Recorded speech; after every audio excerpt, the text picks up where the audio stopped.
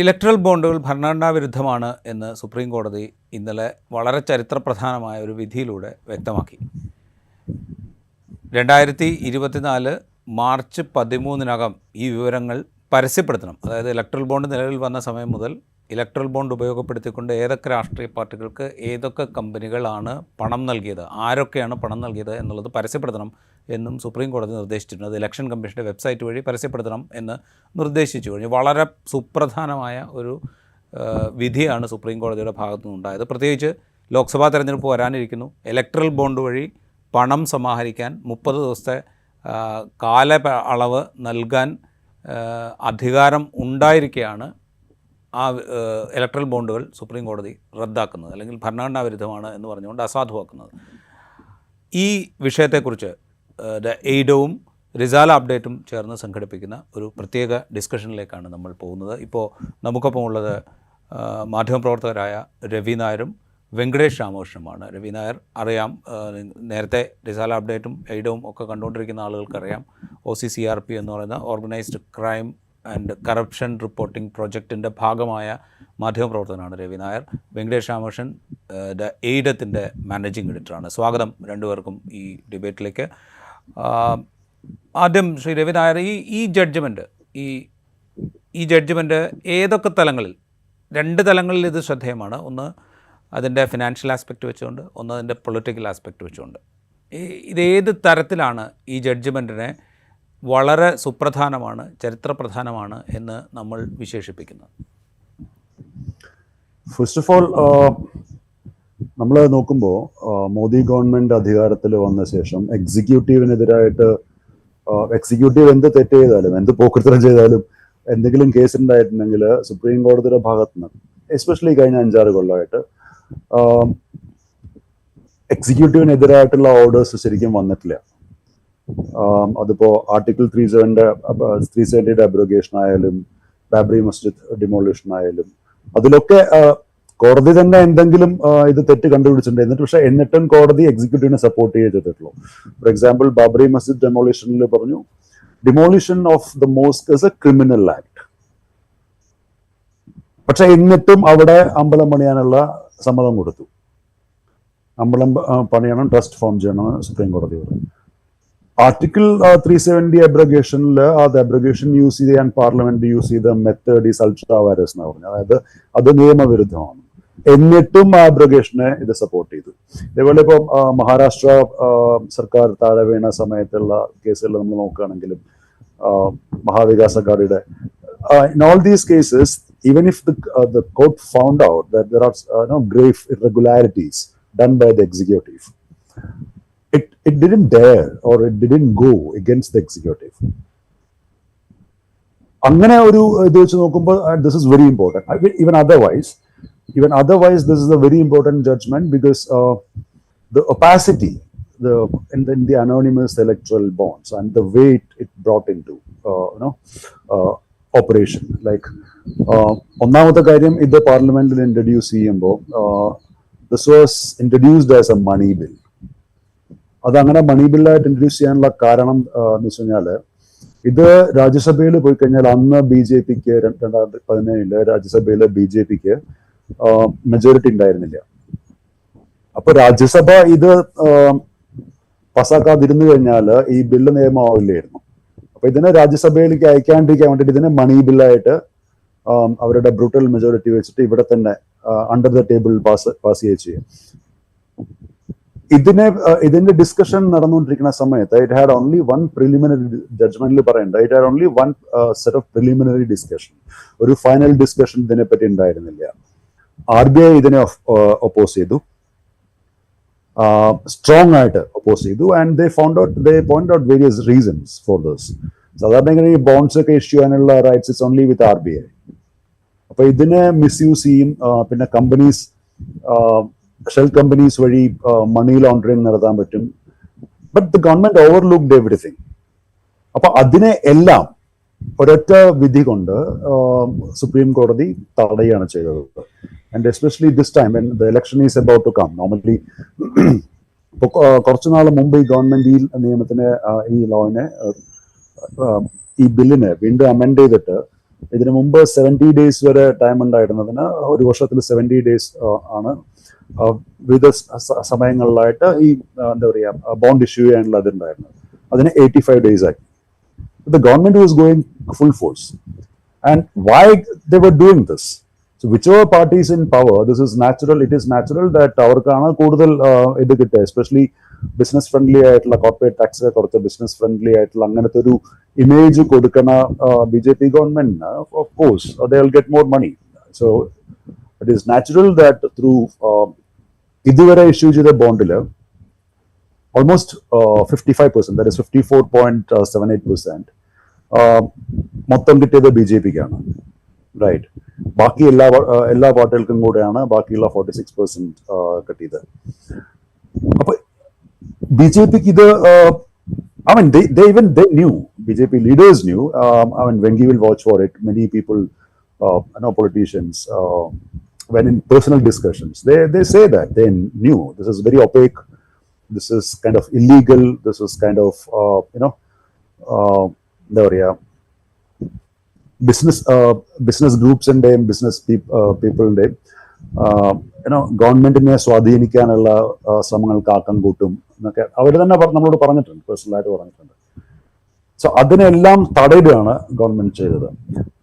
what interestingly the Modi government argued in the court, അതായത് political പാർട്ടികൾക്ക് ആരെ donate ചെയ്യണു എന്നുള്ളത് വോട്ടേഴ്സിന് അറിയാനുള്ള അവകാശമില്ല. So that is very bad. I mean, as a voter, it is my right to know who are funding to the political parties. It's our right. We are the taxpayers, right? Why we elect people, right? We elect people. We don't select people. It's an electoral democracy. അപ്പോൾ അങ്ങനെ അതിലൊക്കെ നോക്കുമ്പോൾ supreme കോടതിയുടെ ഈ വിധി വളരെ നിർണായകമാണ്. It's a milestone judgement. This will be remembered for a long time. Shri Venkatesh Ramakrishnan, ഇത് നമ്മളിത് പറയുമ്പോൾ ഇതിൻ്റെ ഒരു പൊളിറ്റിക്കൽ ഇമ്പാക്റ്റ് എന്തായിരിക്കും എന്നുള്ളതൊരു പ്രധാനപ്പെട്ട ക്വസ്റ്റ്യനാണ്. ഈ കഴിഞ്ഞ 2017 ബജറ്റിൽ പ്രഖ്യാപിക്കുകയും 2018 പ്രാബല്യത്തിൽ വരികയും ചെയ്തതിന് ശേഷം ഇക്കാലത്തിനിടെ ഏതാണ്ട് ഇപ്പോൾ രവി സംസാരിച്ചപ്പോൾ പറഞ്ഞതുപോലെ തന്നെ 54%-ലധികം ഫണ്ട് BJPക്ക് കിട്ടിയൊരു പ്രോജക്റ്റാണ്. അപ്പോൾ ഇതില്ലാതാക്കുമ്പോൾ ഇത് ബാക്കിയുള്ള പാർട്ടികൾക്കും കിട്ടിയിട്ടുണ്ട്. ഇലക്ട്രൽ ഫണ്ട് ഇപ്പോൾ കോൺഗ്രസിന് കിട്ടിയിട്ടുണ്ട്, TDPക്ക് കിട്ടിയിട്ടുണ്ട്, TRSന് കിട്ടിയിട്ടുണ്ട്, മറ്റു പാർട്ടികൾക്കൊക്കെ കിട്ടിയിട്ടുണ്ട്. അത് വളരെ ചുരുങ്ങിയ ശതമാനം മാത്രം. അപ്പോൾ ഇതിൻ്റെ ഒരു പൊളിറ്റിക്കൽ ഇമ്പാക്റ്റ്, ഈ ജഡ്ജ്മെൻറ്റിൻ്റെ ഒരു പൊളിറ്റിക്കൽ ഇമ്പാക്റ്റ്, അത് ട്രാൻസ്ലേറ്റ് ചെയ്യാനുള്ള ഒരു സമയം അവൈലബിൾ ആണോ എന്നുള്ളൊരു ക്വസ്റ്റ്യൻ ഇല്ലേ? അല്ല രാജീവ്, ഇതിലിപ്പോൾ നമ്മൾ ഈ സമയത്തിന്റെ ഒരു പ്രശ്നം മാത്രമല്ല ഇതിലുള്ളതെന്നാണ് എനിക്ക് എൻ്റെ ഒരു പൊളിറ്റിക്കൽ, ഇതിൻ്റെ ഒരു പൊളിറ്റിക്കൽ കോണ്ടെക്സ്റ്റിനെ പറ്റി തീർച്ചയായിട്ടും ഇത് ഒരു ക്യാമ്പയിൻ പോയിന്റ് എന്ന നിലയിൽ, ഒരു ടോക്കിംഗ് പോയിന്റ് എന്ന നിലയിൽ പ്രതിപക്ഷ പാർട്ടികൾക്കും ഈ വിഷയം ഏറ്റെടുത്ത അസോസിയേഷൻ ഓഫ് ഡെമോക്രാറ്റിക് റൈറ്റ്സിനെ പോലെയുള്ള സ്വതന്ത്ര സംഘടനകൾക്കൊക്കെ ഒരു ടോക്കിംഗ് പോയിന്റ് എന്ന നിലയ്ക്ക് വലിയ വിജയമാണ് ഈ വിധി എന്നുള്ള കാര്യത്തിൽ യാതൊരു സംശയവുമില്ല. രവി പറഞ്ഞതുപോലെ ഇതൊരു മൈൽ സ്റ്റോൺ വിധി തന്നെയായിട്ട് നമുക്ക് കണക്കാക്കാം. പ്രത്യേകിച്ചും ഈ എക്സിക്യൂട്ടീവിന്റെ തോൽപ്പടിക്ക് നിൽക്കുന്ന ഒരു ജുഡീഷ്യറിയാണ് ഉണ്ടായിക്കൊണ്ടിരിക്കുന്നത് എന്നുള്ളൊരു തോന്നൽ നമുക്ക് വ്യാപകമായിട്ടുള്ള സ്ഥിതിക്ക് അതിൽ നിന്നൊക്കെ വ്യത്യസ്തമായിട്ടുള്ള ഒരു സമീപനം ഈ വിധിയിലുണ്ട്. പക്ഷേ ഈ BJPയുടെ പിന്നെ ഇപ്പോഴത്തെ BJP പറ്റി പറയുന്നത് വെച്ചാൽ ലോകത്തെ ഏറ്റവും ധനിക സമ്പത്തെ കണക്കെടുത്താൽ, ആസ്തിയെ കണക്കെടുത്താൽ ധനികമായിട്ടുള്ള പാർട്ടികളുടെ കൂട്ടത്തിൽ രണ്ടാമത്തെ ഏറ്റവും വലിയ പാർട്ടിയാണ്. അതായത് ചൈനീസ് കമ്മ്യൂണിസ്റ്റ് പാർട്ടി കഴിഞ്ഞാൽ ലോകത്ത് ഏറ്റവും കൂടുതൽ കാശുള്ള പാർട്ടി BJP ആണെന്നാണ് പറയുന്നത്. അപ്പൊ എന്ന് വെച്ചാൽ ഈ BJPയുടെ കാശ് എന്ന് പറഞ്ഞു കഴിഞ്ഞാൽ അതിന്റെ ഒരു ചെറിയൊരു ശതമാനം മാത്രമാണ് ഈ ഇലക്ട്രൽ ബോണ്ട്സ്. BJPയുടെ ഒരു ഇലക്ഷൻ മിഷണറി അല്ലെങ്കിൽ ഒരു വാർ മിഷണറി എന്ന് പറഞ്ഞു കഴിഞ്ഞാൽ അത് വളരെ ഒരു 10 തലയിൽ രാമന്റെ ഭക്തരാണെങ്കിലും ഒരു 10 തലയിൽ രാവണനെ പോലെയുള്ള ഒരു സംഭവമാണ് ഈ BJPയുടെ ഈ ഇലക്ട്രൽ വാർ മിഷണറി, അവരുടെ ഫണ്ടിങ് മിഷണറി ഒക്കെ. പ്രത്യേകിച്ചും ഈ ഡിമോണിറ്റൈസേഷൻ ഒക്കെ എങ്ങനെയാണ് BJPയുടെ കയ്യിലുള്ള കള്ളപ്പണം വർദ്ധിപ്പിക്കാൻ വേണ്ടി ഉപയോഗിച്ചിട്ടുണ്ടെന്നുള്ളത് അതിന്റെ ഒരുപാട് തെളിവുകൾ നമ്മുടെ മുമ്പിൽ ഇങ്ങനെ ഓരോ തെരഞ്ഞെടുപ്പ് കഴിയുന്നതും ഇലക്ഷൻ ആഫ്റ്റർ ഇലക്ഷൻ നമ്മുടെ മുമ്പിൽ വന്നുകൊണ്ടിരിക്കുന്ന ഒരു സാഹചര്യത്തിലാണ് നമ്മൾ ജീവിക്കുന്നത്. അതുകൊണ്ട് ഇതിന്റെ രാജീവ് സൂചിപ്പിച്ച ഈ സമയത്തിന്റെ കുറവ് മാത്രമല്ല ഇതിന്റെ ഒരു പ്രധാനപ്പെട്ട പ്രശ്നം. BJPയുടെ റിസോഴ്സസിന്റെ, BJPയുടെ ഫണ്ടിങ്ങിന്റെ, അതിന്റെ ഒരു പല തലങ്ങളിലുള്ള അതിന്റെ ഓപ്പറേഷൻസിന്റെ ഒരു ചെറിയ ഭാഗം മാത്രമായിരുന്നു ഇലക്ട്രൽ ബോണ്ട്സ്. പക്ഷെ ഇതിലൊരു മോറൽ വിക്ടറി ഉണ്ട് പ്രതിപക്ഷത്തിനും. അതുപോലെ തന്നെ ഈ വിഷയം ഏറ്റെടുത്തുള്ള, പ്രത്യേകിച്ചും കമ്മ്യൂണിസ്റ്റ് പാർട്ടി ഓഫ് ഇന്ത്യ, മാർക്സിസ്റ്റിനെ പോലെ വളരെ സജീവമായിട്ട് ഈ കേസിൽ ഇടപെട്ടിട്ടുള്ള സംഘടനകൾക്ക് വളരെ അധികം ഒരു മോറൽ വിക്ടറിയുടെ ഒരു തലം ഈ സ്ഥാനത്തിലുണ്ട്. അതിനപ്പുറം ഒരു വലിയ രീതിയിൽ ഇലക്ട്രൽ ഇമ്പാക്ട് ഉണ്ടാക്കാൻ വേണ്ടി ഇത് സാധിക്കുമെന്ന് എനിക്ക് തോന്നുന്നില്ല. പക്ഷേ നമ്മൾ കാത്തിരുന്ന് കാണേണ്ട ഒരു കാര്യം, ഈ സുപ്രീം കോടതി വെച്ചിട്ടുള്ള ഡെഡ്ലൈനുകൾ, അതായത് സ്റ്റേറ്റ് ബാങ്ക് ഓഫ് ഇന്ത്യക്ക് കൊടുത്തിട്ടുള്ള ഡെഡ്ലൈൻ, ഈ ആൾക്കാരുടെ പേരുകൾ ഇലക്ഷൻ കമ്മീഷന് കൊടുക്കാൻ വേണ്ടിയിട്ട് ഇലക്ഷൻ കമ്മീഷന് കൊടുത്തിട്ടുണ്ട്. ഇതിന് ആരൊക്കെയാണ് പൈസ കൊടുത്തിരിക്കുന്നത്, എത്രയൊക്കെയാണ് കൊടുത്തിരിക്കുന്നത് എന്ന് കഴിഞ്ഞാൽ അത് വേറൊരു തരത്തിലുള്ള ഒരു ക്യാമ്പയിൻ പോയിന്റിലേക്ക് മാറാൻ സാധ്യതയുണ്ട്. നമ്മൾ കാത്തിരിക്കേണ്ടത് അതിനാണെന്നാണ് എനിക്ക് തോന്നുന്നത്. I'll add here, what I am waiting for. ഈ ബില്ല് പാസ്സാക്കിയപ്പോൾ ഇതിൽ ഒരു ക്ലോസ് ഉണ്ടായിരുന്നു, ഫോറിൻ കമ്പനീസിന്റെ ഇന്ത്യൻ സബ്സിഡിയറീസിന് പൊളിറ്റിക്കൽ പാർട്ടീസിന് ഡൊണേറ്റ് ചെയ്യാം, which was not allowed earlier. Dassault Aviation BJPക്ക് എത്ര കൊടുത്തിട്ടുണ്ട്, റഫാൽ ഡീലിന് ശേഷം, അതിന് തൊട്ട് മുമ്പ്, അതിന് ശേഷം എത്ര കോടികൾ കൊടുത്തിട്ടുണ്ട്, ഏത് കമ്പനികൾക്ക് വഴിയാണ് കൊടുത്തിരിക്കണമെന്ന് അറിയാൻ വേണ്ടി കാത്തിരിക്കുക ഞാൻ. പിന്നെ വിനോദ് അദ്വാനിയുടെ ചങ്ങാതിമാരായിട്ടുള്ള ചൈനക്കാരുണ്ടല്ലോ. ഉണ്ടല്ലോ. ദസോ ഏവിയേഷൻ ഡയറക്റ്റ് ആയിട്ടാവില്ല. ദസോ ഏവിയേഷൻ ഒരുപക്ഷെ അനിൽ അംബാനിയുമായി ചേർന്ന് ഉണ്ടാക്കിയ കമ്പനി വഴിയായിരിക്കാം അത് റൂട്ട് ചെയ്തിട്ടുണ്ടാവുക, അങ്ങനെ ആയിരിക്കാം അത് വന്നിട്ടുണ്ടാവുക. അല്ല, ഏത് സബ്സിഡി ഇങ്ങനെ പ്രത്യക്ഷമുള്ള കമ്പനികൾ ആയിക്കൊള്ളുന്നില്ല. Dasa Aviation has a couple of subsidiaries in India. Okay. So I mean, അവര് കൊടുത്തിട്ടുണ്ടോ എന്നുള്ളത് അറിയണം. പിന്നെ അനിൽ അംബാനിയുടെ കമ്പനി വഴി, അത് ഡ്രോൾ, Dassault Reliance, I forgot the full name. It's DRAL, the short form. So Dassault Reliance Aerospace Limited. So അവര് വഴി കൊടുത്തിട്ടുണ്ടെങ്കിൽ നമുക്കറിയാം. റിലയൻസിന്റെ 5 പൈസയില്ല എന്നാണ് പറഞ്ഞിരിക്കുന്നത്, ബാങ്ക്രപ്റ്റ് ആയെന്നാണ് പറഞ്ഞിരിക്കുന്നത്. ആ കമ്പനി DRAലിന്റെ ഷെയർ പോലും ദസോ വാങ്ങിക്കാൻ നോക്കണു എന്നുള്ളതാണ് നമുക്കുള്ള അറിവ്. 100% ഓണർഷിപ്പ് എടുക്കാൻ നോക്കണു എന്നുള്ളതാണ് നമുക്ക് കിട്ടിയേക്കുന്ന വിവരം. അപ്പൊ ആ സമയത്ത് അനിൽ അംബാനിയുടെ കമ്പനി കൊടുക്കാനുള്ള സാധ്യതകൾ കുറവാണ്. നോക്കാം, നമ്മൾക്ക് കാത്തിരുന്ന് കാണാം. പക്ഷേ ഇത് പറയുമ്പോഴേ നമ്മൾ ഈ പറയുന്ന കമ്പനികളെ കുറിച്ചൊക്കെ നമ്മൾ പരാമർശിക്കുമ്പോൾ കള്ളപ്പണം ഇല്ലാതാക്കാൻ എന്നുള്ളതായിരുന്നു ഇതിൻ്റെ ഇലക്ട്രൽ ബോണ്ട് കൊണ്ടുവരുമ്പോൾ മുന്നോട്ട് വെച്ച പ്രധാനപ്പെട്ട വാദങ്ങളിലൊന്ന്. അരുൺ ജെയ്റ്റ്ലി പറയുന്നത് ഇത് എന്താ പറയുക, ബ്ലാക്ക് മണി പൊളിറ്റിക്കൽ ഫണ്ടിങ്ങിന് ഉപയോഗിക്കുന്ന പരിപാടി ഇതോടുകൂടി അവസാനിക്കും എന്നായിരുന്നു അദ്ദേഹത്തിൻ്റെ. അപ്പോൾ ഞാൻ ഒരു കാര്യം തിരിച്ചു ചോദിച്ചോട്ടെ, ഡിമോണിറ്റൈസേഷൻ ചെയ്തത് കള്ളപ്പണം മാറ്റാനല്ലേ? അതെ. അപ്പൊ ഡിമോണിറ്റൈസേഷൻ ചെയ്ത് കഴിഞ്ഞപ്പോൾ കള്ളപ്പണം കഴിഞ്ഞില്ലേ? അത് കഴിഞ്ഞിട്ടല്ലേ ഇലക്ട്രൽ ബോണ്ട് വന്ന്. അപ്പൊ ഗവൺമെന്റിന്റെ തന്നെ ഒരു പരട്ടവാദമല്ലേ ഇത്? അതായത് ഡിമോണിറ്റൈസേഷൻ ചെയ്തിട്ട് കള്ളപ്പണം പോയില്ല എന്ന് അവർ തന്നെ സമ്മതിക്കല്ലേ? പിന്നെ എന്തിനാ ഡിമോണിറ്റൈസ് ചെയ്ത കൺട്രിയെ? എത്രയോ SMEs ആൻഡ് MSMEs ആണ് ബന്ധായത്. എത്ര ആൾക്കാരുടെ തൊഴിലാണ് പോയത്? എത്ര ആൾക്കാരാണ് ക്യൂവിൽ നിന്ന് ബുദ്ധിമുട്ടി മരിച്ചു പോയത്? എത്ര ആൾക്കാർക്കാണ് റേഷൻ വാങ്ങിക്കാൻ പോലും കാശില്ലാണ്ട് ബുദ്ധിമുട്ടിയ ആ സമയത്ത്? അപ്പോ കള്ളപ്പണം ഒഴിവാക്കാനാണെങ്കിൽ ഇതിന്റെ ഈ ഡിമോണിറ്റൈസേഷൻ ചെയ്യേണ്ട ആവശ്യം ഉണ്ടായിരുന്നില്ലല്ലോ. ഡിമോണിറ്റൈസേഷൻ ചെയ്ത് കഴിഞ്ഞപ്പോൾ പിന്നെ എല്ലാം വൈറ്റല്ലേ എന്നല്ലേ അവർ പറഞ്ഞത്, ഗവൺമെന്റ് പറഞ്ഞത്. അതൊന്ന്. രണ്ടാമത്തെ, ഇപ്പൊ കള്ളപ്പണം ഒഴിവാക്കാനാണ് ഇത് ചെയ്തതെങ്കിൽ then why did the government make it anonymous? അതിനെ എന്തിനാ അനോണിമസ് ആക്കിയത്? ഈ അനോണിമസ് ആക്കി എന്ന് പറഞ്ഞിട്ടുണ്ടെങ്കിലും when we are investigating, so every issued bond has a serial number which SBI can read. Okay, other പെട്ടെന്ന് കാണില്ല, but it has SBI know who are the donors, right? And of course, do you think that they won't share with the BJP who are the donors? So those in power, they know who are the donors. It's anonymous for others and the public, other political parties and the public. So if suppose somebody is giving this much of X amount for say TMC got the third highest donation, and if you look at the difference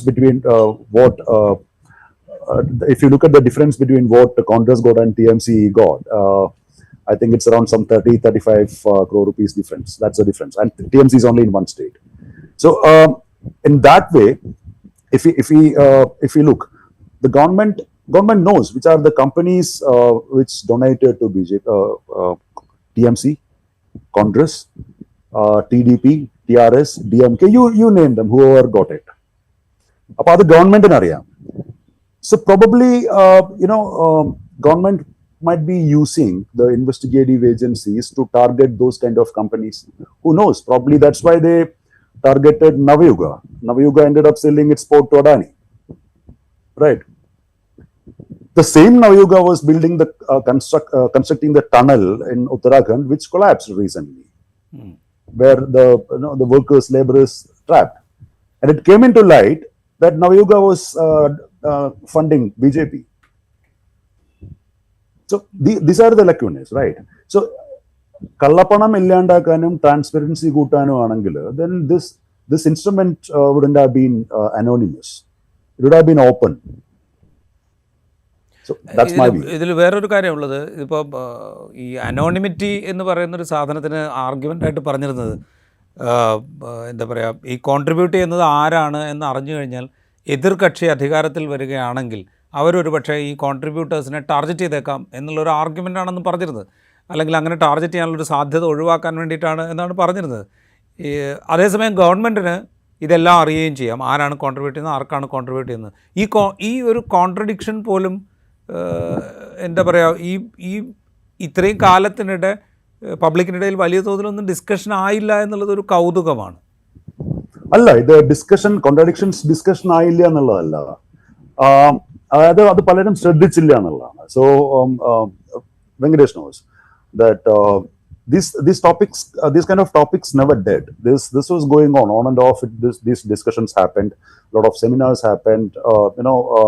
It was explained by intellectuals and legal luminaries in various forums. So mainstream media ഒരുപാട് അങ്ങനെ വന്നില്ലെങ്കിലും portals like web, Scroll, Adani വാങ്ങിക്കുന്നതിന് മുമ്പ് Quint ഒക്കെ ഒരുപാട് exposures നടത്തിയിട്ടുണ്ട്.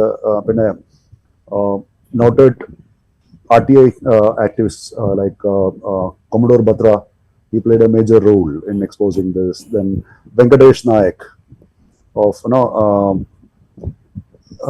South Asia Human Rights.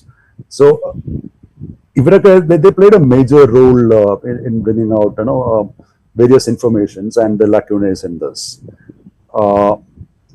Nitin Sethi, Article 14 Nitin Sethi journalist, he exposed a lot of things. He accessed a set of government when he was with HuffPost. He accessed a lot of documents and he put it into public domain in 2019. So it's not that these things were not discussed. All these were discussed at length, and people kept discussing this.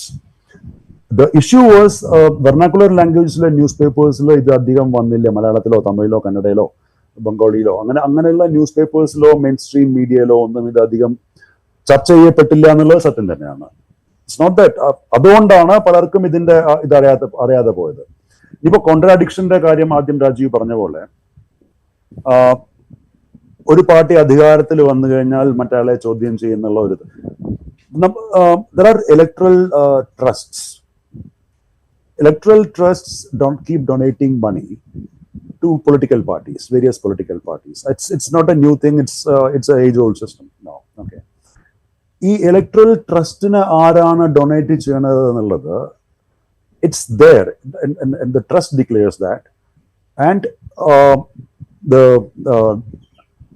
balance sheets of the financials of those companies who donated to this trust mention that in their in their financials, annual reports.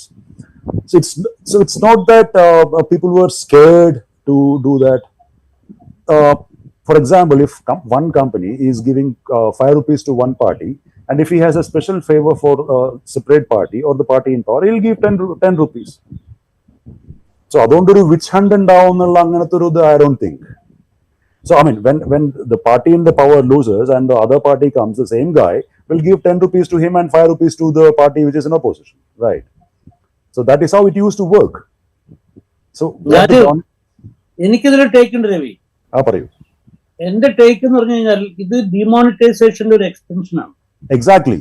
ഡിമോണിറ്റൈസേഷനിൽ നടന്നിട്ടുള്ളൊരു വലിയ scam എന്തായിരുന്നു വെച്ചാൽ, which Kapil Sibal tried to expose. ഇന്ത്യയിൽ കള്ളപ്പണം ഉണ്ടായിരുന്ന ആൾക്കാർക്ക്, അതായത് ഈ നമ്മുടെ മറ്റേ നമ്മുടെ സാർക്ക് കൺട്രീസിലുള്ള ആൾക്കാർക്ക് NRIസിന് അവർക്ക് ഒരു എക്സ്ട്രാ ഒരു ലീവേ ഉണ്ടായിരുന്നു ഈ പൈസ ഡിക്ലെയർ ചെയ്യാൻ വേണ്ടിയിട്ട്. അവർക്കൊരു 3 മാസത്തിന്റെ അധിക സമയം ഉണ്ടായിരുന്നു. അപ്പൊ ഈ 3 മാസത്തിന്റെ അധിക സമയം ഉപയോഗിച്ച് ഇന്ത്യയിൽ കള്ളപ്പണം ഉണ്ടായിരുന്ന വൻ കള്ളപ്പണം ഉണ്ടായിരുന്ന ആൾക്കാരുടെ പൈസ സർക്കാരിന്റെ സഹായത്തോടു കൂടി നേപ്പാള്, ബംഗ്ലാദേശ് തുടങ്ങിയിട്ടുള്ള രാജ്യങ്ങളിലേക്ക് കടത്തുകയും അവിടെ നിന്ന് തിരിച്ച് കടത്താൻ വേണ്ടി സർക്കാർ സഹായിക്കും. അതിലൊരു അതിഭയങ്കരമായ ഡീൽ ഈ പറഞ്ഞ രീതിയിൽ പോലീസിനൊക്കെ നിയന്ത്രിക്കുന്ന 65% കമ്മീഷൻ പോലീസിനൊക്കെ നിയന്ത്രിക്കുന്ന വലിയ വലിയ നമ്മുടെ നാട്ടിലെ നേതാക്കന്മാർ അവരുടെ നേതൃത്വത്തിൽ അങ്ങനെ ഒരു ഡീൽ സ്ട്രൈക്ക് ചെയ്ത് ആ പൈസയാണ് ഈ പറഞ്ഞ ഈ BJP ലോകത്തെ രണ്ടാമത്തെ ഏറ്റവും വലിയ സാമ്പത്തികമായിട്ടുള്ള നേട്ടമുള്ള പാർട്ടിയാക്കി മാറ്റിയത് എന്നാണ് ഈ ഒരു അനുമാനം. അപ്പൊ ഞാൻ കണക്കാക്കുന്ന സംബന്ധിച്ചാൽ ഈ ഡിമോണിറ്റൈസേഷൻ വഴി വെള്ളപ്പണമായി മാറിയിട്ടുള്ള കള്ളപ്പണം അതും പാർട്ടിയിലേക്ക് അതിന്റെ ഒരു ശതമാനം ചാനലൈസ് ചെയ്യാൻ വേണ്ടിയിട്ട് ഉണ്ടാക്കിയിട്ടുള്ള ഒരു പരിപാടിയാണ് ഇലക്ട്രൽ ബോണ്ട് എന്നുള്ളതാണ് ഞാൻ മനസ്സിലാക്കുന്നത്. Let me explain it in A better വേ. അതായത് ഇപ്പൊ ഒരാളുടെ അടുത്ത് ഒരു 100 രൂപ കള്ളപ്പണം ഉണ്ടായിരുന്നു, പഴയ നോട്ടുകൾ ഉണ്ടായിരുന്നു 2000-ന്റെയും 1000-ന്റെയും. അവർക്കത് മാറ്റാൻ പറ്റിയില്ല, സമയത്തിന് മാറ്റാൻ പറ്റിയില്ല. And this was unaccounted money. So Venky mention ചെയ്ത ആൾക്കാര്, പോലീസുകാരെയൊക്കെ നിയന്ത്രിക്കുന്ന വലിയ വലിയ ആൾക്കാര്, അവര് തന്നെയാണ് ഇത് ഓർഗനൈസ് ചെയ്തിട്ടുണ്ടായിരുന്നത്. I know couple of people and I know A person who record this. But അയാൾക്ക് ധൈര്യമില്ല. ഞാൻ ഒരുപാട് പറഞ്ഞു ഷെയർ ചെയ്യാൻ വീഡിയോ. അയാൾക്കത് റെക്കോർഡ് ചെയ്യാൻ തരാൻ ധൈര്യം ഉണ്ടായിരുന്നില്ല. സോ അവര് ഈ ഗ്രൂപ്പ് ഈ കള്ളപ്പണമുള്ളവരോട് പറഞ്ഞു, നിങ്ങളുടെ പണം ഞങ്ങൾ ശരിയാക്കി തരാം, പക്ഷെ 100 രൂപയ്ക്ക് 35 രൂപ ഞങ്ങൾ തിരിച്ചു തരുള്ളൂ. നിങ്ങളുടെ ഓരോ രൂപയ്ക്ക് 35 രൂപ തിരിച്ചു തരും, 65 രൂപ ഞങ്ങളുടെ കമ്മീഷനാണ്, വേണമെങ്കിൽ ചെയ്തോ. ഇപ്പൊ 10 കോടി രൂപയുള്ള 10 കോടി രൂപ കയ്യിൽ വെച്ചുകൊണ്ടിരിക്കുന്ന ഇരുത്തൻ അയാൾ വിചാരിക്കും 3.5 കിട്ടൂലോ, അത് മതി, ബാക്കി പോയി. അപ്പൊ അതായിരുന്നു ഡീൽ. അങ്ങനെ 10,000-കണക്കിന് കോടി രൂപ വെളുപ്പിച്ചെടുത്തു എന്നുള്ളതാണ് ഡൽഹിയിലെ പരസ്യമായ രഹസ്യ സംസാരം. ഓക്കെ, അത് രാഷ്ട്രീയക്കാർക്കും അറിയാം, എല്ലാവർക്കും അറിയാം. രണ്ടാമത്തെ, BJP 80-ൽ ഫോം ചെയ്തുവെങ്കിലും ഓൾമോസ്റ്റ് എല്ലാ സംസ്ഥാനങ്ങളിലും BJPക്ക് ചെറിയ തോതിലെങ്കിലും പ്രസൻസ് ഉണ്ടായിരുന്നുവെങ്കിലും ഡിമോണിറ്റൈസേഷൻ കഴിയണവരെ എല്ലാ ഡിസ്ട്രിക്റ്റുകളിലും BJPക്ക് വലിയ വലിയ ബിൽഡിങ്സ് ഓഫീസായിട്ട് ഉണ്ടായിരുന്നില്ല. ഇന്ന് ഇന്ത്യയിലെ എല്ലാ ജില്ലകളിലും BJPക്ക് സ്വന്തമായിട്ട്, വാടകയ്ക്കല്ല, സ്വന്തമായിട്ടുള്ള വലിയ ഓഫീസ് ബിൽഡിങ്സ് ഉണ്ട്. സ്റ്റേറ്റ്സിലെ മാത്രമല്ല പറയണത്, എല്ലാ ജില്ലകളിലും. എവിടുന്ന കാശ്? RSS ഇന്ത്യയുടെ തലസ്ഥാനമായ ഡൽഹിയിലെ, ഭൂമിക്ക് പൊന്നും വേലയുള്ള ഡൽഹിയില്, in the heart of Delhi, near to Karol Bagh, seven star hotel പോലത്തെ ലക്ഷൂറിയസ് ആയിട്ടുള്ള ഒരു ഓഫീസ് കോംപ്ലക്സ് കെട്ടിപ്പൊക്കുണ്ട്. 3200 കോടി രൂപയോ എന്തോ മറ്റെയാണ് ബഡ്ജറ്റ്. RSSന്റെ ബാങ്ക് അക്കൗണ്ട് ഇല്ല, രജിസ്റ്റർ ചെയ്തിട്ടില്ല. എവിടുന്ന പൈസ? ഇത്രയും പൈസ എവിടുന്ന? ഡൊണേഷനാണ് അന്ന്. 3800 കോടി രൂപ RSS വർക്കേഴ്സ് RSSന് ഡൊണേറ്റ് ചെയ്തു. ഡൊണേറ്റ് ചെയ്യുമ്പോൾ ഏത് ബാങ്ക് അക്കൗണ്ടിൽ ചെയ്തു? Because RSS doesn't have a registration. It's not an organization. So how can they open a bank account? So where did this money come from? So electoral bond is an extension of all these things which were going on. When you was correct. ഇത് പറയുമ്പോൾ കേരളത്തിൽ മുഖ്യമന്ത്രിയുടെ office അടക്കമുള്ളൊരു സംസ്ഥാന committee office BJP നിർമ്മിച്ചുകൊണ്ടിരിക്കുന്നുണ്ട്. അതുകൂടെ കൂട്ടിച്ചേർക്കാമെന്ന് എനിക്ക് തോന്നുന്നു. ശ്രീ വെങ്കടേഷ് രാമകൃഷ്ണൻ, ഇത് പറയുമ്പോഴേ നമ്മൾ ഇതിൻ്റെ തൊട്ട് പിറ്റേന്ന്, അതായത് ഈ വിധി വരുന്നതിൻ്റെ തൊട്ട് പിറ്റേന്ന് കോൺഗ്രസിൻ്റെ ഒരു അലിഗേഷൻ കൂടെ വന്നിട്ടുണ്ട്. കോൺഗ്രസിൻ്റെയും യൂത്ത് കോൺഗ്രസിൻ്റെയും അവരുടെ അക്കൗണ്ടുകൾ പെട്ടെന്ന് ഫ്രീസ് ചെയ്യുന്നു. അത് കഴിഞ്ഞിട്ട് അപ്പലേറ്റ് ട്രിബ്യൂണൽ അത് നോൺ ഫ്രീസ് ചെയ്ത് കൊടുക്കുന്നുണ്ട്. പക്ഷേ അവരോട് ആവശ്യപ്പെട്ടിരിക്കുന്നത് 2018-19 സാമ്പത്തിക വർഷത്തിൽ, അത് ഇലക്ഷൻ ഇയറാണ്, ആ വർഷത്തിൽ അവർക്ക് കിട്ടിയ കോൺട്രിബ്യൂഷൻ, അതായത് MP-മാരും MLA-മാരും ക്യാഷായിട്ട് അവരുടെ അക്കൗണ്ടിലേക്ക് കോൺഗ്രസ്സിന് കൊടുത്ത ഫണ്ട്, ആ ഫണ്ടിൻ്റെ പുറത്ത് ഏതാണ്ട് 210 കോടി രൂപ പെനാൽറ്റി ആയിട്ട് ആവശ്യപ്പെട്ടിട്ടുണ്ട് എന്നാണ് കോൺഗ്രസ് ആവശ്യപ്പെടുന്നത്. ഈ സമ്പത്തുണ്ടെന്ന് നമ്മൾ അവകാശപ്പെടുമ്പോഴും ഈ സുപ്രീം കോടതി വിധി BJP ചെറുതായിട്ടൊന്ന് ഒലച്ചിട്ടുണ്ട് എന്നുള്ളതിൻ്റെ തെളിവാണോ ഇപ്പോൾ ഈ കോൺഗ്രസിനെതിരെയുള്ള നോട്ടീസും അവരുടെ അക്കൗണ്ട് ഫ്രീസിങ്ങും നോൺ ഫ്രീസിങ്ങും ഒക്കെ? അല്ല, ഇതിനെ പറ്റിയിട്ടുള്ള ഇതും ഒരു രണ്ട് തരത്തിലുള്ള വ്യാഖ്യാനങ്ങൾ രാഷ്ട്രീയ നിരീക്ഷകർക്കിടയിലുണ്ട്. ഉദാഹരണത്തിന് ഈ BJP 400-ൽ പരം സീറ്റ് ജയിക്കുമെന്നാണ് നരേന്ദ്രമോദിയും അമിത്ഷാവും ക്ലെയിം ചെയ്യുന്നത്. പക്ഷേ അതേസമയം തന്നെ വളരെയധികം ഭ്രാന്തമായ രീതിയിൽ, വളരെയധികം വിഭ്രാന്തിയോടുകൂടി അല്ലെങ്കിൽ വലിയ രീതിയിലുള്ള ഒരുതരം തിരക്കും ബഹളവും ഒക്കെ കാണിച്ചുകൊണ്ട് അവർ പ്രതിപക്ഷത്തു നിന്ന് ആൾക്കാരെ ഇങ്ങോട്ട് അട്രാക്ട് ചെയ്യാൻ വേണ്ടിയുള്ള പണിയെടുത്തു. നിതീഷ് കുമാറിനെ ബീഹാറിൽ നിന്ന് പൊളിക്കുന്നു, അശോക് ചവാനെ മഹാരാഷ്ട്രയിൽ നിന്ന് പൊളിക്കുന്നു, മധ്യപ്രദേശിൽ കമൽനാഥിനെ ടാർഗറ്റ് ചെയ്യുന്നുണ്ടെന്ന് കേൾക്കുന്നു. അതിനു മുമ്പ് കർണാടകത്തിൽ നമ്മൾ JDS എങ്ങനെയാണ് പോയെന്ന് കണ്ടു. അപ്പൊ ഇങ്ങനെ ഈ വലിയ രീതിയിൽ ഞങ്ങളൊരു ഭയങ്കരമായ ഒരു വലിയ കുതിച്ചുചാട്ടം നടത്തിക്കൊണ്ടിരിക്കുകയാണെന്ന് ഒരു വശത്ത് പ്രചരിപ്പിക്കുമ്പോൾ തന്നെ ഒരു ഇതും കൂടെ ഉണ്ട് ആ ലിസ്റ്റിലേക്ക്. 2-3 ദിവസം മുമ്പ് ഫാറൂഖ് അബ്ദുള്ളക്ക് ED നോട്ടീസ് പോയി. അപ്പൊ ഇന്ന് ഫാറൂഖ് അബ്ദുള്ള പറഞ്ഞിരിക്കണു ദാറ്റ് ഇന്ത്യ ബ്ലോക്കില് അംഗമാവില്ല കാശ്മീരിൽ, ഒറ്റയ്ക്ക് അയാളുടെ പാർട്ടി ഒറ്റയ്ക്ക് മത്സരിക്കുന്നു. ഇനി ഞാൻ പറഞ്ഞാൽ ഇത് അങ്ങനെ ഇത് ഒരു തരത്തിൽ വലിയ കുതിച്ചുചാട്ടം നടത്തിക്കൊണ്ടിരിക്കുന്നു പറയുമ്പോഴും മറുവശത്ത് പിന്നെ ഈ രീതിയിലുള്ള വലിയ രീതിയിലുള്ള കടന്നാക്രമണം പ്രതിപക്ഷ പാർട്ടികൾക്കെതിരായിട്ട് പ്രതിപക്ഷ പാർട്ടികളെ പിളർത്താൻ വേണ്ടിയിട്ട്, അതുപോലെ തന്നെ ഈ സാമ്പത്തികമായിട്ടുള്ള ക്രമക്കേടുകളുടെ പേരിലുള്ള പിന്നെ അല്ലെങ്കിൽ അത്തരത്തിലുള്ള ആരോപണങ്ങൾ അടിസ്ഥാനപ്പെടുത്തിയിട്ടുള്ള സർക്കാർ തല അന്വേഷണങ്ങൾ, നീക്കങ്ങൾ ഇതൊക്കെ നടന്നുകൊണ്ടിരിക്കുന്നുണ്ട്. അപ്പൊ ഇത് ഈ ഒലച്ചിട്ടുണ്ടോ ഇല്ലയോ എന്നുള്ള ചോദ്യം നമ്മൾ പലപ്പോഴും BJPയുടെ നേതാക്കന്മാരോട് തന്നെ ചോദിക്കും. അപ്പൊ ഞാനിതിനെപ്പറ്റി ഒരു വിധി പറയുന്നില്ല. പക്ഷേ എന്നോട് സംസാരിച്ച ഒരു കേന്ദ്ര നേതാവ്, ഉത്തർപ്രദേശിലുള്ള കേന്ദ്ര നേതാവ് പറഞ്ഞതെന്ന് വെച്ചാൽ 84-ൽ BJPക്ക് എന്ത് തരത്തിലുള്ള അവസ്ഥയാണോ ഉണ്ടായിരുന്നത്, സമാനമായ അവസ്ഥ. 84 2 സീറ്റായിരുന്നു BJP. 400-ൽ പരം സീറ്റ് കോൺഗ്രസ് കിട്ടിയ സമയത്ത് 2 സീറ്റാണ് കിട്ടിയത്. അപ്പൊ അതിന് സമാനമായ ഒരു അവസ്ഥയിലേക്ക് പ്രതിപക്ഷത്തെ എത്തിക്കാൻ വേണ്ടിയുള്ള നരേന്ദ്രമോദിയുടെയും അമിത്ഷായുടെയും ദൃഢനിശ്ചയത്തിന്റെ ഒരു തുടർച്ചയാണ് ഇതെന്ന് പറഞ്ഞത്. അപ്പൊ ഇതിപ്പം എന്താണെന്നുള്ളത് നമ്മൾ ഇലക്ഷൻ കഴിഞ്ഞാൽ പറയാൻ പറ്റും. പക്ഷെ ഈ പറഞ്ഞ വ്യാഖ്യാനം ഇത് ഒരു തരത്തിൽ ഒരു ഉലച്ചിലുണ്ടെന്നും ഒരു തരത്തിൽ ആന്തരികമായ കണക്കൂട്ടലുകളിൽ ഈ പറയുന്ന വലിയ കുതിച്ചുചാട്ടം 400+ എത്തുന്നില്ല എന്നും പറയുന്നൊരു ഭാഗമുണ്ട്. ഞാൻ തൽക്കാലത്തേക്ക് ഇതിനെക്കുറിച്ച് ഒരു അന്തിമ വിധി ഞാൻ പറയുന്നില്ല. തെരഞ്ഞെടുപ്പിന്റെ ഒരു പ്രഖ്യാപനം വരട്ടെ, നമ്മൾ ഗ്രൗണ്ടിൽ യാത്ര ചെയ്യുമ്പോൾ നമുക്ക് മനസ്സിലാവുമെന്നാണ്. അതിൻ്റെ കൂടെ ഇപ്പോൾ ഈ നേരത്തെ നമ്മൾ ഈ പറഞ്ഞ ഇലക്ട്രൽ ബോണ്ട് കേസിൻ്റെ കാര്യം പറഞ്ഞപ്പോൾ ഈ മാർച്ച് 13-ന് ഇതൊക്കെ പരസ്യപ്പെടുത്തണം എന്ന് ഇലക്ഷൻ കമ്മീഷനോട് സുപ്രീം കോടതി നിർദ്ദേശിച്ചിട്ടുണ്ട്. SBIയോട് March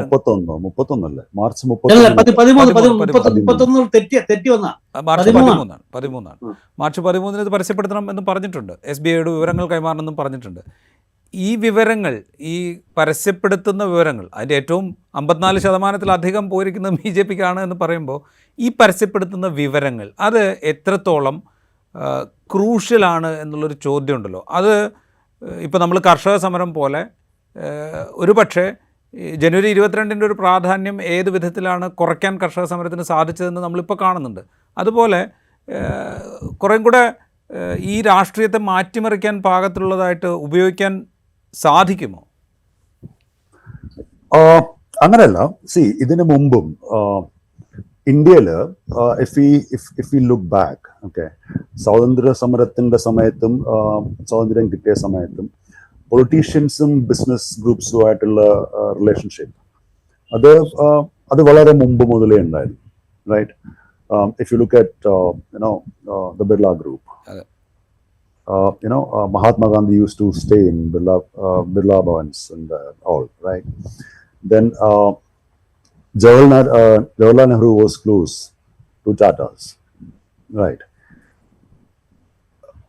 Indira Gandhi's closeness with Dhirubhai Ambani was not a secret, right?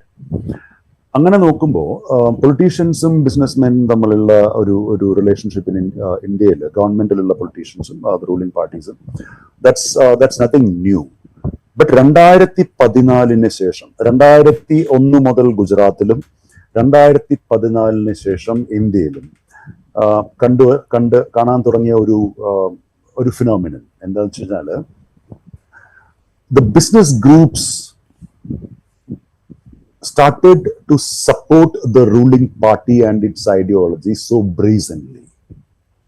ഇതിനു മുമ്പ് അങ്ങനത്തെ ഒരു അവസ്ഥ, Vengi has much more experience than me as a journalist, and he knows it. ഇത്രയും ബ്രേസൺ ആയിട്ടുള്ള ഒരു ഇതിനു മുമ്പ് എവിടെ ഉണ്ടായിട്ടില്ല. You know if you look at Adani Group and the government reciprocate like that. The government, if you look at Adani Group, if Adani Group decides something and he wants something and government gives it. For example, the latest example is Dharavi project, and after that, yesterday ഒരു പുതിയ project, അതിൽ 2 bidders ഉണ്ടായിരുന്നത്. അപ്പൊ നമ്മൾക്ക് ആദ്യമേ അറിയായിരുന്നു L&T was just a face, because L&T ഇപ്പോൾ already is under fire. ഡൽഹിയിലെ പ്രഗതി മൈതാനിലേക്കുള്ള ടണൽ കുഴിച്ചിട്ട് മോദി പോയി ഡ്രാമയെ കാണിച്ചു, ഫോട്ടോഷൂട്ടൊക്കെ കാണിച്ചു. കഴിഞ്ഞപ്പോഴേക്കും 777 കോടി രൂപ വെള്ളത്തിലായി. അപ്പോൾ it was said in advance by observers that L&T was put as a just ഒരു സിംഗിൾ ബിഡിങ് മാത്രം, സിംഗിൾ ബിഡ് മാത്രം ആകുമ്പോൾ അത് റിജക്ട് ചെയ്യേണ്ടി വരും. അപ്പൊ അതിനു വേണ്ടിയിട്ട് L&Tനെ കൊണ്ട് ചെയ്യിപ്പിച്ചാണ്, പറഞ്ഞിട്ട് ബ്ലാക്ക് മെയിൽ ചെയ്യിപ്പിച്ചാണ് ഇത് അഡാനിക്ക് പോകുള്ളൂ. It's gone to Adani just two, I think yesterday, day before yesterday. So if Adani wanted something, Adani gets it. So ഇത്രയും ബ്രേസൺ ആയിട്ട് ഗവൺമെന്റിനെ സപ്പോർട്ട് ചെയ്യും, ഗവൺമെന്റ് ബിസിനസ്, പർട്ടിക്കുലർ ബിസിനസ് ഗ്രൂപ്പിനെയും സപ്പോർട്ട് ചെയ്യുന്ന ഒരു അവസ്ഥ ഇന്ത്യയിൽ മുമ്പ് ഉണ്ടായിരുന്നില്ല. This started to happen. This is actually unholy, right? അപ്പൊ ഇവരെ പോലുള്ള കമ്പനികള് ഇലക്ട്രൽ ബോണ്ടിൽ കൂടെ തന്നെ കൊടുത്തിട്ടുണ്ടെന്ന് ഞാൻ വിശ്വസിക്കുന്നില്ല. കാരണം കൊടുത്തിട്ടുണ്ടെങ്കിൽ തന്നെ വളരെ കുറച്ച് കൊല്ലേ ഉണ്ടാവുള്ളൂ. കാരണം അവർക്ക് അതിന്റെ ആവശ്യമില്ല. If a business person can pick up his phone and call the Prime Minister directly and say that this is what I need, so what they would be discussing, how much transaction they would be doing, with each other, we don't know, right? So പക്ഷേ അങ്ങനത്തെ ഒരു list പുറത്തു വരുമ്പോൾ അതിലുള്ള കമ്പനികളിൽ നമ്മൾ നോക്കേണ്ടത് ഏത് ഇയറാണ് വന്നത്. അത് വരുന്നതിന് മുമ്പ് ഈ കമ്പനികളുടെ മേലെ CBIയോ EDയോ ITയോ വെച്ചിട്ട് എന്തെങ്കിലും തരത്തിലുള്ള റെയ്ഡുകൾ നടത്തിയിട്ടുണ്ടോ, കേസുകൾ ഇതാക്കിയിട്ടുണ്ടോ? അതിനുശേഷം ആണോ ഇവർ ഏത് വർഷമാണ് കൊടുത്തത്? ആ കൊടുത്തതിന് ശേഷം ആ കേസുകളുടെ അവസ്ഥ എന്തായി എന്നുള്ളത് നമുക്ക് പരിശോധിക്കേണ്ടി വരും. അത് മാത്രമല്ല, എനിക്ക് തോന്നുന്നത് ഈ കമ്പനികളുടെ ഫിനാൻഷ്യൽ സിറ്റുവേഷൻ എന്തായിരുന്നു ഡിമോണിറ്റൈസേഷന് മുമ്പ്, ശേഷം അവരുടെ സാമ്പത്തിക, അവരുടെ അതായത് കണക്കിലുള്ള പൈസയിൽ പെട്ടെന്നുള്ള കുതിച്ചുചാട്ടം ഡിമോണിറ്റൈസേഷന് ശേഷം ഉണ്ടായിട്ടുണ്ടോ എന്ന് പറയുന്ന ഒരു ലാർജർ അന്വേഷണം. അത് നമുക്ക് ഈ മാർച്ച് 13 തുടങ്ങി അതിനും തെരഞ്ഞെടുപ്പിനും ഇടയിൽ പറ്റിക്കോളന്നില്ല. അത്രയും വിശാലമായ, പക്ഷെ അതും ഒരു പ്രധാനപ്പെട്ട പരിഗണനാ വിഷയമാവണം എന്നാണ് എനിക്ക് തോന്നുന്നത്. അത് ഇപ്പൊ രവിയെ പോലുള്ള ആൾക്കാർ ഇത്തരം കാര്യങ്ങളൊക്കെ അന്വേഷിക്കാൻ വളരെ മിടുക്കന്മാരായിട്ടുള്ള ആൾക്കാരാണ്. അവർക്ക് ഒരു വലിയ പണിയുണ്ട് തെരഞ്ഞെടുപ്പ് കഴിഞ്ഞിട്ട്. ഈ കമ്പനികളുടെ എന്തായിരുന്നു ലാർജർ ഫിനാൻഷ്യൽ സിറ്റുവേഷൻ? ഞാൻ വളരെ ഉറച്ചു വിശ്വസിക്കുന്നതാണ് ഈ ഡിമോണിറ്റൈസേഷനിൽ നടന്നിട്ടുള്ള സ്കാമിന്റെ തുടർച്ചയാണ് ഇലക്ട്രൽ ബോണ്ട് എന്നുള്ള സ്കാം. ഞാൻ ഉറപ്പായിട്ട് വിശ്വസിക്കുന്ന ഒരാളാണ്. അപ്പോ അതാണ് ഇതിന്റെ ഒരു സംഭവം. നിങ്ങൾ രണ്ടുപേരും പറയുന്നതിൻ്റെ ഒരു കാര്യം, അതായത് ഇതൊരു എന്താ പറയുക, കുറച്ചുകൂടെ ഡീപ്പായിട്ട് നടന്നുകൊണ്ടിരിക്കുന്ന ഒരു പ്രോസസ്സാണ്. സുപ്രീം കോടതിയുടെ വിധിയിൽ പറയുന്നത് തന്നെ ഇങ്ങനെ സംഭാവനകൾ സ്വീകരിക്കുകയും അതുവഴി സർക്കാരിൻ്റെ പോളിസിയെയും നിയമപ്രക്രിയയും വരെ സ്വാധീനിക്കാൻ സാധ്യതയുണ്ടെന്ന് സൂചിപ്പിക്കുമ്പോൾ അത് ഓൾറെഡി അതിൻ്റെ സുപ്രീം കോടതി വിധിയിലെയും സർക്കാരിന്റെ വാദത്തിലെയും ഏറ്റവും പ്രധാനപ്പെട്ട ഒരു സംഭവം, അതായത് സുപ്രീം കോടതി കൃത്യമായിട്ട് പറഞ്ഞത് അറിയാനുള്ള അവകാശത്തിന് വേണ്ടിയുള്ള എതിരായിട്ടുള്ള സംഭവമാണെന്നാണ്. അതായത് ഒരു ഗവൺമെന്റിന്റെ വക്കീലന്മാർ 2 പേര് ആൾക്കാർ അവിടെ ചെന്നിട്ട് എഴുതി കൊടുക്കുകയാണ് ഈ രാഷ്ട്രീയ പാർട്ടികൾക്ക് പൈസ കൊടുക്കുന്നത് ആരാന്ന് അറിയാനുള്ള അവകാശം സാധാരണ എഴുതി കൊടുക്കുകയാണ്. ഇത് വിശ്വസിക്കാൻ പറ്റുമോ? ഇത് അതിനുള്ള അവകാശം ജനങ്ങൾക്കില്ല എന്ന് പറയുന്നത്. രാജീവ്, വേറൊരു കാര്യം കൂടെ ഉണ്ട് ഇതില്. ഈ ബില്ല് കൊണ്ടുവന്നപ്പോ വാട്ട് ഡിഡ് ദേ ഡു? കമ്പനികൾക്ക് ഇങ്ങനെ അനോണിമസ് ആയിട്ട് കൊടുത്തിട്ട് അത് അവരുടെ അക്കൗണ്ട് ബുക്കിൽ കാണിക്കാണ്ടിരിക്കാനായിട്ട് they changed the Companies Act. They amended certain sections of the Companies Act. അത്രയും അനോണിമിറ്റിയാണ്. മുമ്പ് കമ്പനീസ് കൊടുക്കുമ്പോൾ ഒരു പ്രത്യേക എമൗണ്ട് വരെ കൊടുക്കാൻ പറ്റും. 2013 അമെൻഡ് ശേഷം they can give a certain amount that was up to 7.5% of their average net profit of 3 years. അതിന് മുമ്പ് 83 അമെൻമെന്റിലായിരുന്നെങ്കിൽ 85 അമെൻമെന്റിലായിരുന്നെങ്കിൽ 20,000 ആയിരുന്നു the limit. 20,000 rupees ആയിരുന്നു ലിമിറ്റ്. കാസിൽ അപ്പോഴും വാങ്ങിണ്ടാവും, 2013 അമെന്റ്മെന്റിന് ശേഷവും വാങ്ങിണ്ടാവും. പക്ഷേ ആ ബ്രീസൺ ആയിട്ട് അങ്ങനത്തെ ഒരു നിയമത്തെ തന്നെ ഭേദഗതി ചെയ്തിട്ട് ഈ അനോണിമിറ്റി ഉണ്ടാക്കാൻ വേണ്ടിയിട്ട് അങ്ങനെ ചെയ്യണമെങ്കിൽ അത് കള്ളപ്പണത്തിന്റെ ഇടപാട് നടത്താനല്ലാണ്ട് എന്തിനായിരിക്കണം? So I mean, the companies they don't have to mention in their annual reports or balance sheet that they gave this much amount to a political party through electoral bonds. അത്രയും anonymity, എന്നിട്ട് വോട്ടേഴ്സിന് അറിയാനുള്ള അവകാശമില്ല, tax പേയേഴ്സിന് അറിയാനുള്ള അവകാശമില്ല എന്ന് പറയുമ്പോൾ Modi election റാലിയിൽ മുമ്പ് ചോദിച്ച പോലെ മാമാക്കെ ഘർ സെ പൈസ ലേക്കെ ആയ ക്യാ? നമ്മുടെ പൈസ അല്ലേ? I mean, this is taxpayers' money, right? This is taxpayers' money.